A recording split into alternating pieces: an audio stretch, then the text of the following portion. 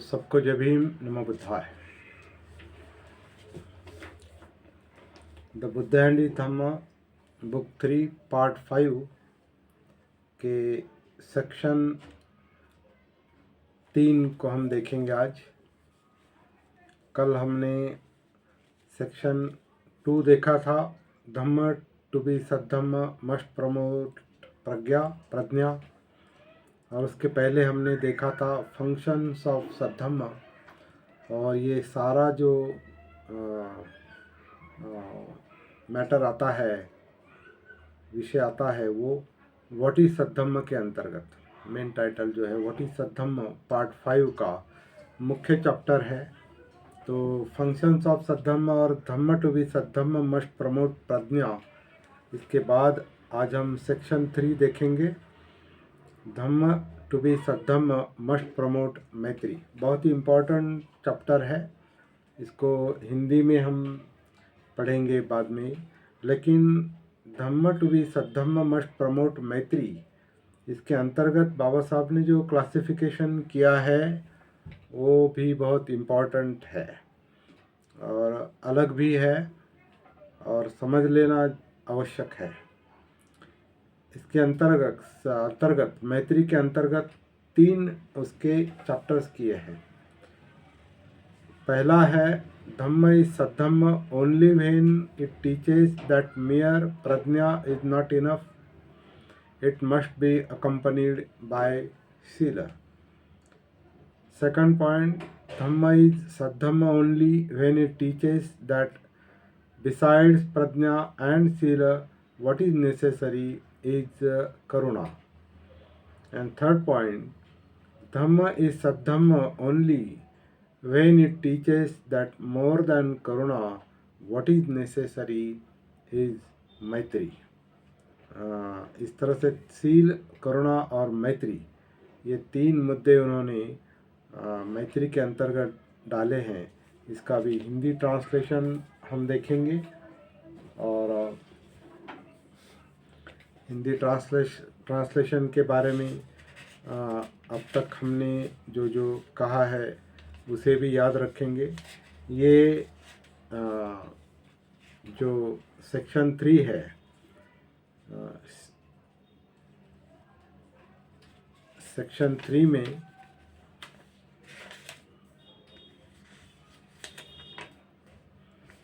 धर्म तो सब तभी सद्धर्म कहला सकता है जब वह मैत्री की वृद्धि करे। तो धम्म टू बी सद्धम्म मस्ट प्रमोट मैत्री। तो धर्म तो तभी सद्धर्म कहने की कोई आवश्यकता नहीं थी, धम्म तो तभी सद्धम्म है जब वो मैत्री की वृद्धि करें। तो उसके अंतर्गत जो पहला चैप्टर आता है, धम्म तभी सद्धम्म है जब वो ये शिक्षा देता है कि केवल प्रज्ञा अपर्याप्त है, केवल प्रज्ञा पर्याप्त नहीं, इसके साथ शील अनिवार्य है। तो बहुत ही इम्पोर्टेंट मुद्दा है, प्रज्ञा के साथ शील की भी आवश्यकता है। और बाबा साहब ने अपने भाषणों में और आर्टिकल में, लेखों में, किताबों में कई जगह यह मुद्दा बताया हुआ दिखाई देता है। पढ़ सकते हैं हम लोग कि शील को बाबा साहब ने बहुत अहमियत दी है और बुद्ध ने भी शील को भी अहमियत दी है ज़्यादा। ये मुद्दा यहाँ पर अधोरेखित किया है। तो धम्म तभी सद्धम्म है जब वो ये शिक्षा देता है कि केवल प्रज्ञा पर्याप्त नहीं, शील अनिवार्य है। तो क्या कहते हैं बाबा साहब आगे? इसके अंतर्गत 18 पॉइंट आते हैं, तो देखते हैं, जितना हम चर्चा कर सकते हैं करेंगे। और मुझे ऐसा भी लगता है बाकी के जो 2 चैप्टर्स है, करुणा का और मैत्री का, मतलब शील, करुणा और मैत्री, ये 3 चैप्टर्स इस टाइटल के अंतर्गत आते हैं। धम्म तभी सद्धम्म है जब वो मैत्री की वृद्धि करे। इसके अंतर्गत ये 3 चैप्टर्स आते हैं, शील, करुणा और मैत्री। ये सारे के सारे चैप्टर्स अगर आज ही पूरे होते हैं तो वो भी हम देखेंगे। तो क्या कहते हैं बाबा साहब, प्रज्ञा आवश्यक है लेकिन शील अधिक आवश्यक है। शील के बिना प्रज्ञा खतरनाक है। अकेली प्रज्ञा मतलब केवल प्रज्ञा खतरनाक है। प्रज्ञा आदमी के हाथ की दुधारी तलवार है। शीलवान आदमी के हाथ में होने पर ये खतरे में पड़े हुए किसी आदमी की रक्षा कर सकती है, लेकिन शील रहित आदमी के हाथ में होने पर यह किसी की हत्या भी कर सकती है। इसलिए प्रज्ञा से भी शील का महत्व अधिक है। प्रज्ञा, ये भी बहुत इम्पोर्टेंट मुद्दा है। प्रज्ञा विचार धर्म है, मतलब विचार करना, और शील आचार धर्म है, मतलब आचरण करना, सम्यक आचरण करना। बहुत इम्पोर्टेंट मुद्दा है।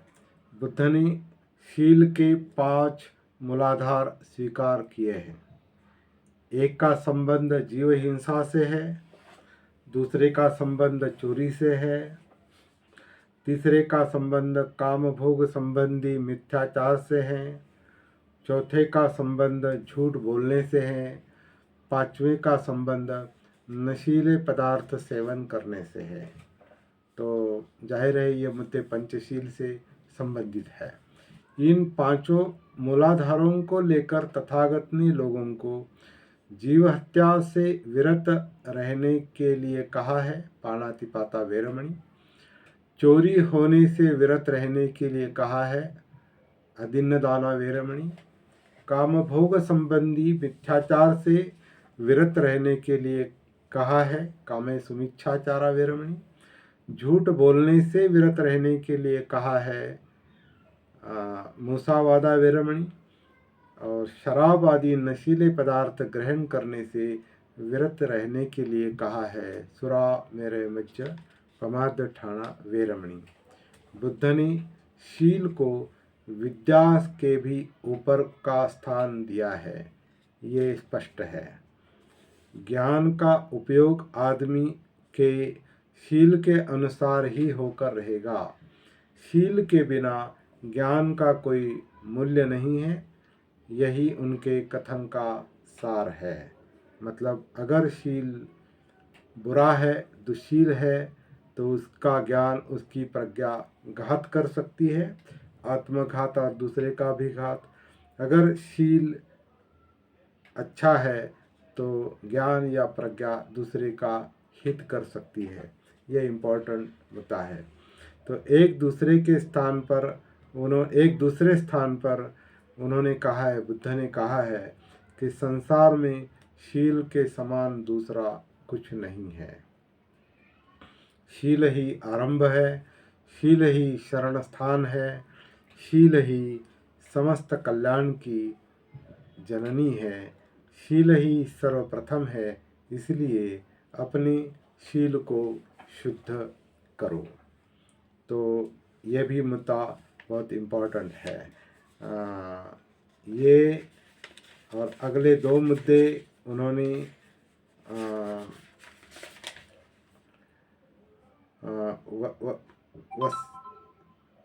पुतिगत तिस्स की कथा, मतलब धम्मपद अट्ठ कथा से भी लिया है।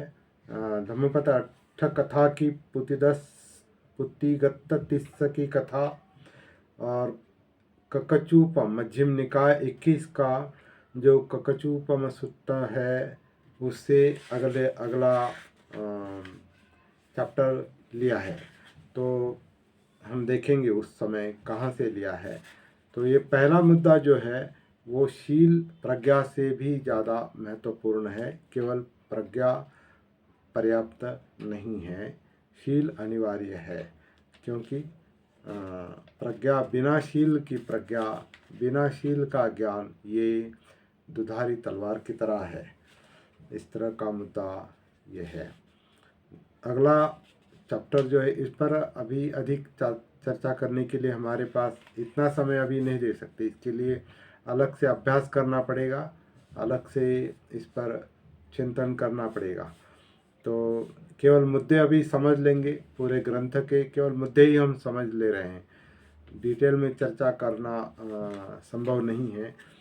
तो अगला जो चैप्टर है इस मैत्री के अंतर्गत, धम्म तभी सद्धम्म है जब वो ये शिक्षा देता है कि प्रज्ञा और शील के साथ साथ करुणा का होना भी अनिवार्य है। तो एक मुद्दा हम थोड़ा जाते जाते क्लियर करना चाहते हैं। ये शील का मुद्दा, या प्रज्ञा से शील अधिक महत्वपूर्ण है, या प्रज्ञा और शील से अधिक करुणा का मुद्दा महत्वपूर्ण है, अनिवार्य है, ये जो कहना है बुद्ध का, इसके पीछे और एक फैक्टर आता है, और एक मुद्दा आता है जहाँ से आरंभ होता है, जहाँ से बुद्ध शिक्षा आरंभ होती है, और जो बुद्ध के अंतिम संदेश का मुद्दा है वो है अपमादेन संपादित, जागृति के साथ प्रयत्नरत रहो, जागृति के साथ प्रयास करो। तो इसका मतलब ये है अपमाद, जागृति, सती, ये सबसे अहम मुद्दा कहा है। क्योंकि जब अगर सती नहीं, जागृति नहीं, तो ये प्रज्ञा से शील ज़्यादा महत्वपूर्ण है, ये बात समझ में नहीं आ सकती। प्रज्ञाशील से ज़्यादा करुणा महत्वपूर्ण है, ये बात समझ में नहीं आ सकती। मतलब जागृति जो है, अपनी काया वाचा मन की जागृति, पूरे अस्तित्व की जागृति, ये जागृति के प्रकाश में ये सब दिखाई देता है। इसलिए सती जो है, सती से ही धम्म दिखाई देते हैं। इसलिए जैसे सप्तबोध्यांग में कहा है कि सती के बाद धम्म विषय आता है। धम्म की सही गलत पहचान जो है वो सती के कारण है। तो ये मुद्दा हम ध्यान में रखेंगे और इसका भान रखेंगे। और अगला मुद्दा बताने के पहले मैं ये भी बताना चाहूँगा कि जैसे बाबा साहब ने इंट्रोडक्शन में, परिचय में ये मुद्दा कहा है कि जो कुछ भी निकायों से लिया है, त्रिपिटक से लिया है, उसका भी पुनरावलोकन करना आवश्यक है। क्यों आवश्यक है? उसका एक उदाहरण इसके बाद के एक इस चैप्टर में आता है, उसे हम देखेंगे। तो धम्म तभी सद्धम्म है जब वो ये शिक्षा देता है कि प्रज्ञा और शील के साथ साथ करुणा होना अनिवार्य है। इस प्रश्न पर कि बौद्ध धर्म की आधारशिला क्या है, कुछ मतभेद रहा है। बाबा साहब कहते हैं बौद्ध धर्म की आधारशिला क्या है, इसमें मतभेद रहा है। क्या अकेली प्रज्ञा बौद्ध धर्म की शिला है? क्या अकेली करुणा बौद्ध धर्म की शिला है? इस मतभेद के कारण भगवान बुद्ध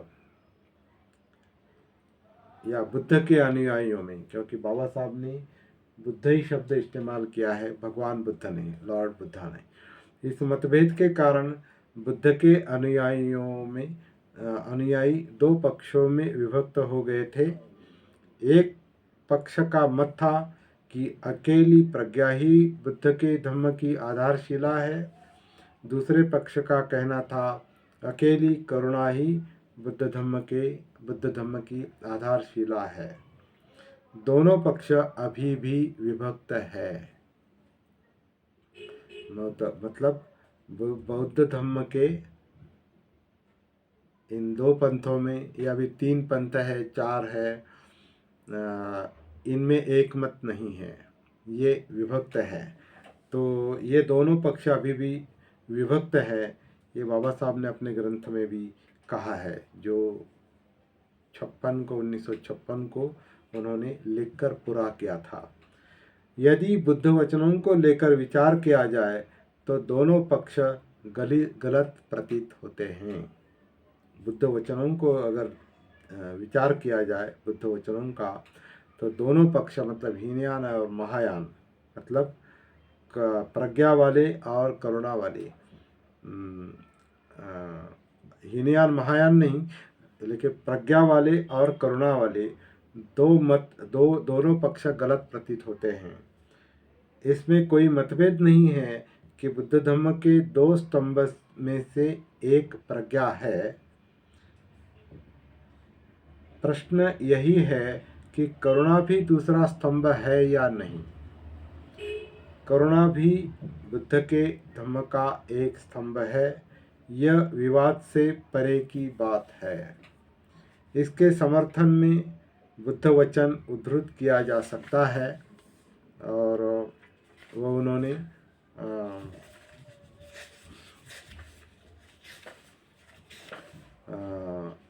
पुतिगत्त तिस्स की कथा धम्मपद अट्ठ कथा से लिया है। लेकिन अभी ये निकाय और धम्मपद अट्ठ कथा, इसमें भी जो वर्णन है उस पर भी विचार करने के लिए बाबा साहब ने इंट्रोडक्शन में ही बताया है, परिचय में, उसे भी समझ लेंगे। तो बुद्ध वचन में ये बात उद्धृत की है, कौन सी? प्रज्ञा और करुणा की। इसमें जो भेद है, इनका जो महत्व है वो इस बुद्ध वचन में बताया है, इस कथा में। पुराने समय में गांधार देश में एक बहुत ही भयानक बीमारी से पीड़ित कोई साधु था। वो जहाँ कहीं बैठता उसी जगह को गंदा कर देता था। वह एक ऐसे विहार में था जहाँ कोई उसकी सहायता नहीं करता था। 500 भिक्षुओं के साथ तथागत बर्तन तथा गर्म पानी आदि लेकर पहुँचे। तो ये ग्रंथ का वर्णन है, धम्मपद अट्ठ कथा का वर्णन है, वो उन्होंने यहाँ पर दिया है और विचार करने के लिए दिया है, चिंतन करने के लिए दिया है, परीक्षण के लिए भी दिया है। वो स्थान जहाँ वो भिक्षु था, वो स्थान इतना दुर्गंधिपूर्ण था कि सभी भिक्षुओं को उस साधु से भी घृणा हो गई।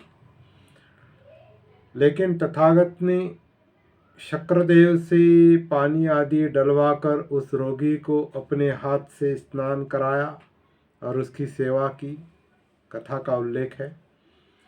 उस समय पृथ्वी कांपी और वह सारा स्थान एक अलौकिक प्रकाश से भर गया।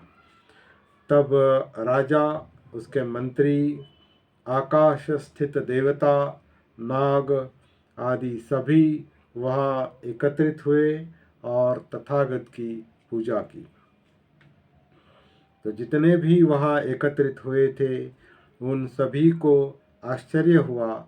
इसलिए उन्होंने पूछा कि इतने ऊंचे होकर आपने इतना सामान्य काम क्यों किया? तथागत ने समझाया, संसार में आने का तथागत का उद्देश्य ही ये है कि दरिद्रों, असहायों और आरक्षितों का मित्र बनना, जो रोगी हो, श्रमण हो व दूसरे कोई भी हो, उनकी सेवा करना, दरिद्रों, अनाथों और बूढ़ों की सहायता करना तथा दूसरों को ऐसा करने की प्रेरणा देना। तो ये करुणा का मुद्दा समझाकर करुणा का महत्व बाबा साहब ने अधोरेखित किया है। शील से भी ज़्यादा, प्रज्ञा से ज़्यादा शील अनिवार्य है, शील और प्रज्ञा से ज़्यादा करुणा अनिवार्य है। ये मुद्दा बाबा साहब ने अधोरेखित किया है धम्मपद अट्ठ कथा का सहारा लेकर। लेकिन परिचय में इस ग्रंथ के द बुद्ध एंड हिज धम्म, इस ग्रंथ के परिचय में, इंट्रोडक्शन में उन्होंने ये भी मुद्दा बताया है कि निकाय, धम्मपद, अब ये अट्ठ कथा, इन पर निर्भर रहकर कभी कभी ऐसा लगता है कि बुद्ध की शिक्षा और बुद्ध का चरित्र दोनों पजलिंग लगते हैं, दोनों सुस्पष्ट नहीं होते। अब ये जो कथा बताई है, शक्रदेव पानी लाता है और पृथ्वी कांपती है या अलौकिक प्रकाश भर जाता है और राजा, मंत्री और देवता, नाग सभी तथागत की पूजा करते हैं, ये सोचने की बात है। ये सही गलत का सही गलत को वेरीफाई करने की बात है। और मेरे ख्याल से इतने ये दो मुद्दे ही आज इतने पर्याप्त है चिंतन के लिए। कई सारे मुद्दे हैं। तीसरा मुद्दा जो है मैत्री के अंतर्गत वो हम कल देखेंगे। जो तीसरा मुद्दा जो है, धम्म तभी सद्धम्म हो सकता है जब वो ये शिक्षा देता है कि करुणा से भी अधिक मैत्री की आवश्यकता है। तो करुणा और मैत्री में भी बाबा साहब ने जो क्या कहेंगे इसको इसको जो इसका जो महत्व समझाने के लिए जो तुलना की है, या करुणा से मैत्री का जो भाव है वो ऊंचा क्यों रखा है, ये हम कल देखेंगे। और ये मुद्दा भी अगले सूत्र से है, किसी संदर्भ से है, उसको हम कल डिटेल में चर्चा करेंगे। आज के लिए इतना काफ़ी है।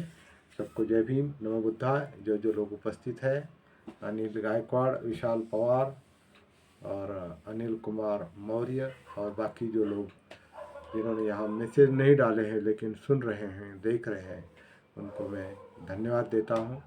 और जय भीम, नमो बुद्धाय। यहाँ पर हम रुकते हैं, कल मिलेंगे इसी समय।